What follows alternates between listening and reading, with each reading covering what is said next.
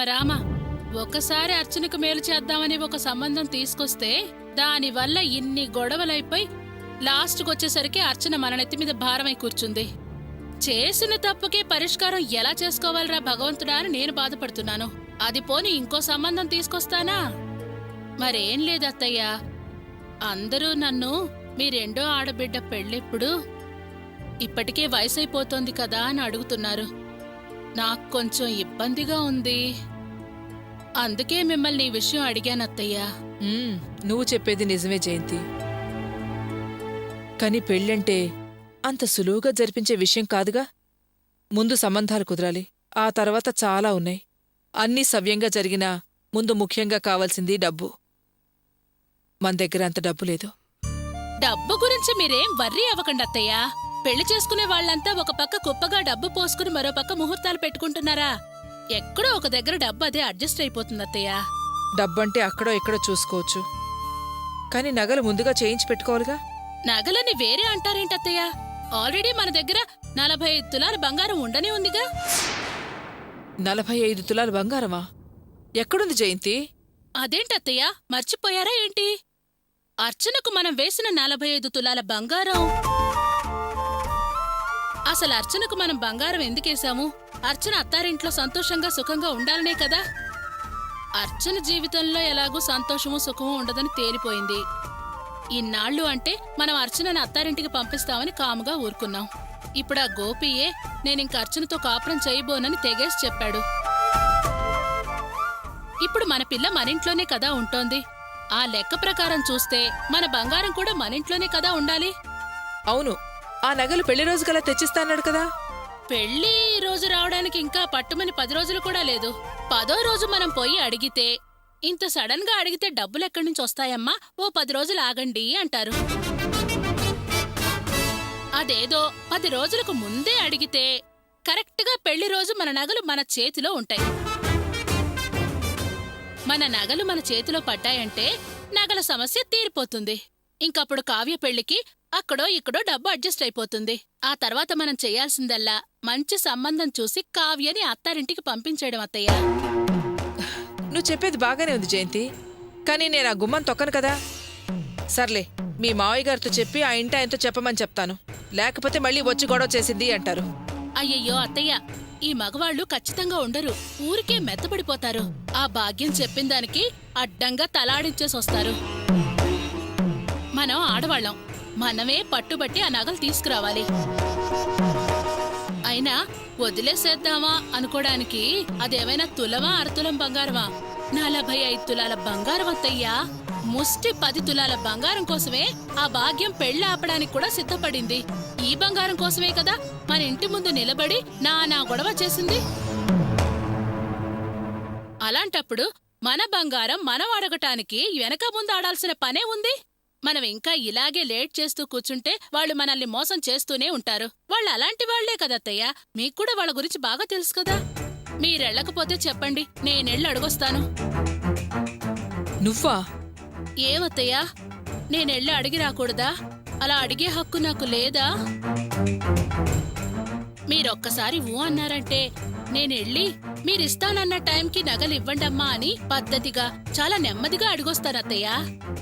సరే, వెళ్ళిరా. సరే అత్తయ్య, నేను ఆఫీస్కి వెళ్తూ దారిలో వీళ్ళింటికెళ్ళి ఈ విషయం గురించి అడిగొస్తాను.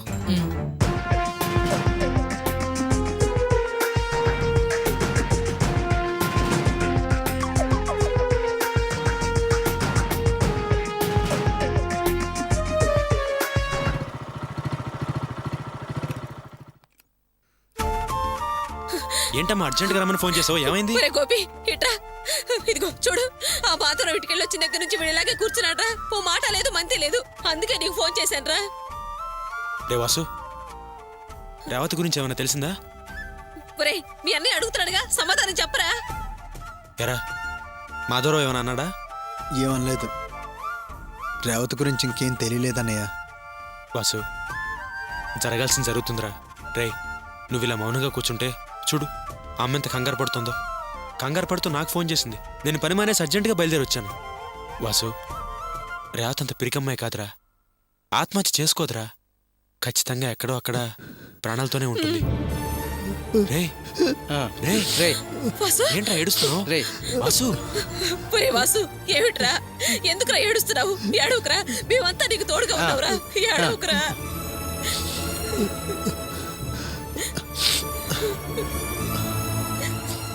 అన్నయ్య నేను వెళ్ళొస్తాను. ఎక్కడికి రా? విజయవాడకి కిరాయి ఉందన్నయ్య, వెళ్ళాలి. అదేంట్రా రాత్రంతా డ్రైవ్ చేసుకొచ్చావు, మళ్ళీ ఇప్పుడు కిరాయి ఒప్పుకుంటావా? అవసరం అన్నయ్య, తప్పకుండా వెళ్ళాలి. ఒరే వద్దురా వద్దు, అసలే నీ మనసు బాగాలేదు. ఇలాంటి పరిస్థితుల్లో బడి నడపడం మంచిది కాదురా. 2 రోజులు సెలవు పెట్టరా, నా మాట వినరా. సెలవు పెట్టడం కుదరదమ్మా. కుదరకపోతే అసలు ఆ పనే మానేయరా. 4 రోజులు విశ్రాంతి తీసుకున్నాక అప్పుడు నీ మనసు కుదురు పడుతుంది. అప్పుడు వేరే పని చూసుకుందు గాని. పని మానేసి ఇంట్లో కూర్చుంటే ఈ మనసు ఇలాగే ఉంటుందమ్మా, మారదు కూడా. పనిలో పడితేనన్నా సరే కాస్త మనిషిగా ఉండొచ్చు. వస్తానమ్మా. ఒరే నీ చెప్పేది కాస్త వినరా.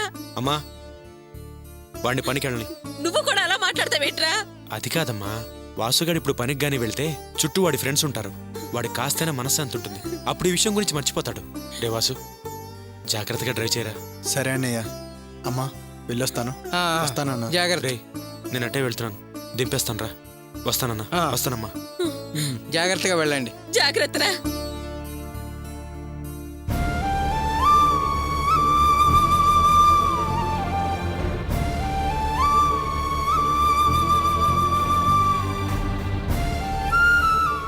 వాసు నువ్వేం దిగులు పడకు, ధైర్యంగా ఉండు.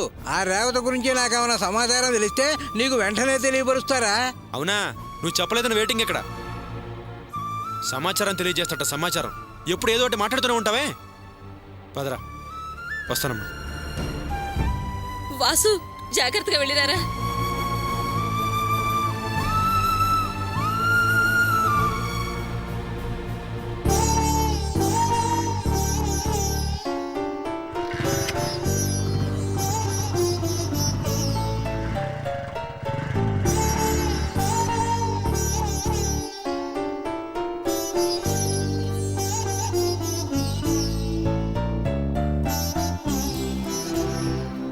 వాసుగాడి మనసు ఇంకా ఆ అమ్మాయి మీదే ఉంది. కానీ ఇప్పుడు ఆ అమ్మాయి ఎక్కడికో వెళ్ళిపోయింది. ఛ, నేను ఒకటి అనుకుంటూ ఇంకోటి జరుగుతోంది. ఆ దేవుడు ఎందుకు ఇలా పరీక్షిస్తున్నాడో నాకేం అర్థమై చావట్లేదు.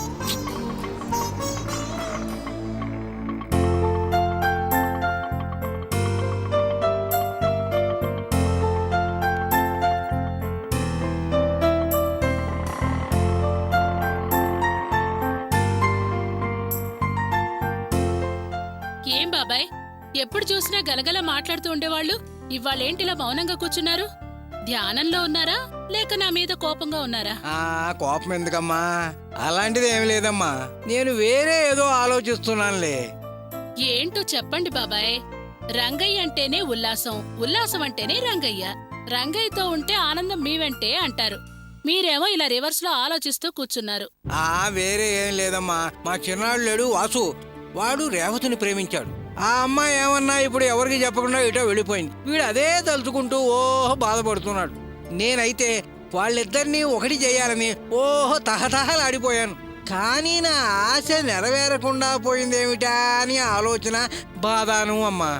బాధల్లో ఉంటే మీరు అదేదో తాగుతారు కదా, ఎళ్ళోసారి అది తాగిరా బాబాయ్. అమ్మో, ఆ తాగుడే తల్లు నన్ను ఇంత కొంప ముంచింది.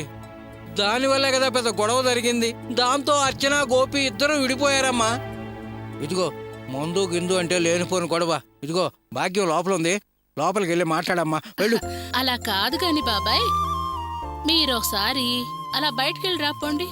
వద్దమ్మా, వద్దొద్దమ్మా, నేను మానేశాను, తాగనమ్మా. నేనేం మిమ్మల్ని తాగి రమ్మంటలేదు, వెళ్ళి మీ బాధలు తీర్చుకోమంటున్నాను. వద్దంటున్నాగా, వద్దులే అమ్మా, వద్దు. నా మాట వినండి బాబాయ్, వెళ్ళిరా పోండి. ఏంటోనమ్మా బలవంతం చేస్తున్నావు. సరేలే, వస్తాను. లోపలికి వెళ్ళమ్మా. నువ్విక్కడుంటే నేను ఆవిడతో ఎలా మాట్లాడను?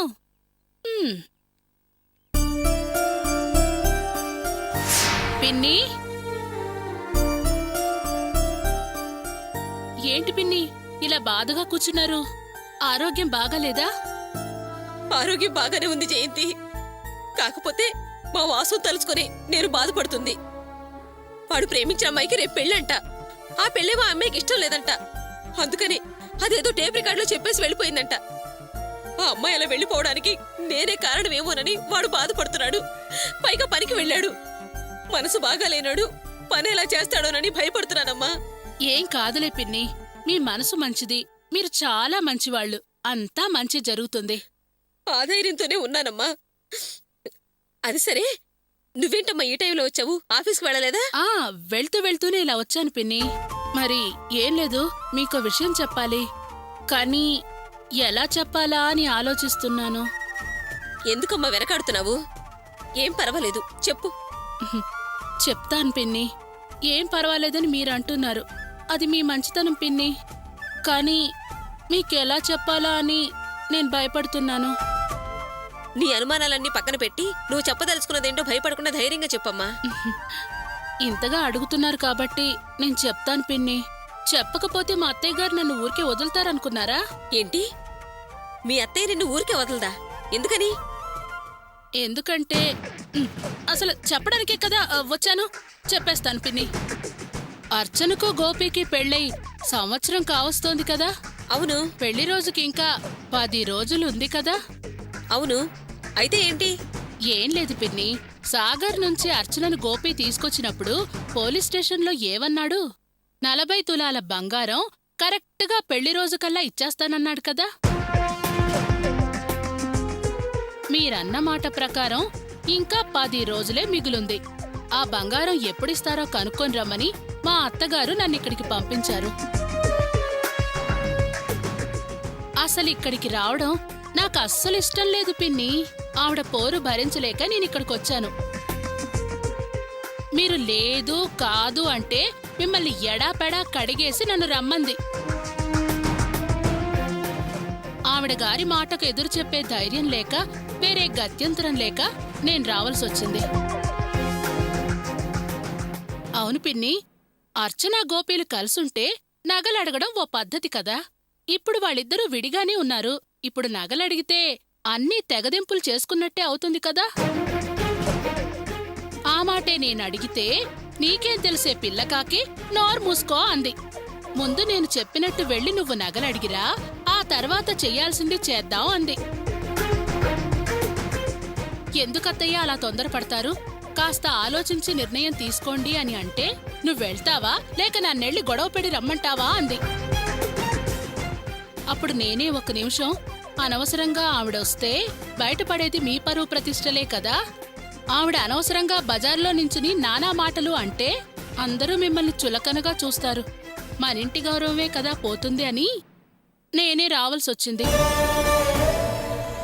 అసలే మీరొక పక్క వాసు ఉద్యోగం కోసం 1,50,000 ఖర్చు పెట్టారు. వెంటనే 40 తులాల బంగారం అంటే ఎలా అవుతుంది పిన్ని? మీ పరిస్థితి నాకు తెలుసు కాబట్టి నేను మీ దగ్గరికి రావడానికి కాస్త వెనకాడాను. కాని ఆవిడో పక్క నుంచి రాక్షసిలా నువ్వెళ్తావా నన్నెళ్ళమంటావా అనేసరికి నేను రావాల్సొచ్చింది. పిన్ని, ఆవిడ మనసులో అన్ని కక్షలు పెట్టుకునే మీ దగ్గర డబ్బులేని సమయం చూసి నన్ను పంపించింది పిన్ని. సర్లేండి, మీరు నా గురించి ఏం తప్పుగా అనుకోకండి. గోపితో ఈ విషయం ఎలాగోలా చెప్పండి. ఏంటి జయంతి, నా కుటుంబ పరిస్థితులు బాగా తెలుసన్నదానివి. ఇప్పుడు ఈ విషయం గోపితో ఎలా చెప్పనమ్మా? నువ్వన్నట్టు వాళ్ళిద్దరూ కలిసి కాపురం చేస్తున్నా వాడిచ్చిన మాట వాడికి గుర్తుండేది. వాడికి ఆ ధ్యాస లేదనుకుంటా. నువ్వన్నది కూడా కరెక్టేనమ్మా. ఆవిడ మా పరిస్థితి తెలుసుకుని ఖరాఖడ్డిగా బంగారం గురించి అడుగుతుంది.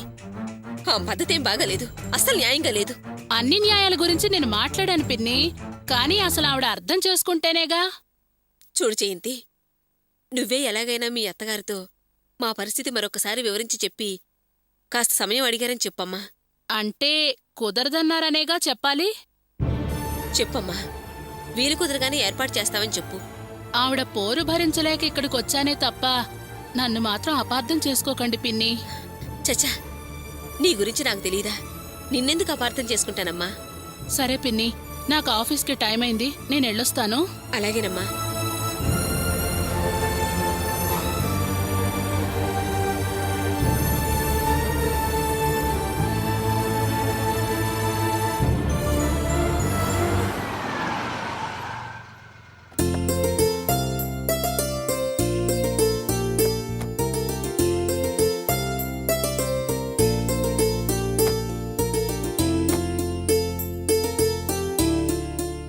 రండి రండి. రండి. అదేంటి పెళ్లి పండ్లు పట్టుకొని పట్టు చీర కట్టుకోకుండా పాత చీర కట్టుకున్నావు? మరేం లేదు, బంధువులందరూ వస్తున్నారు కదా, వాళ్ళని పలకరించడంతోనే టైం అయిపోతుంది. మండపానికి వెళ్ళేటోడు కట్టుకుందాంలే నాగా. సర్లే, నేను వచ్చేసాను కదా, ఆ పనులు నేను చూసుకుంటాను, నువ్వు వెళ్ళి పట్టు చీర కట్టుకోపో. భలే దాని వత్తయ్య, మీరు మా అతిథులు, మీకు పనులు చెప్పి మిమ్మల్ని ఇబ్బంది పెడతామా? ఇదిగో ముందు టిఫిన్ సంగతి చూడు, త్వరగా మండపానికి వెళ్ళాలి. అవును గాని రేవతి ఎక్కడా? మేడపైనుందా?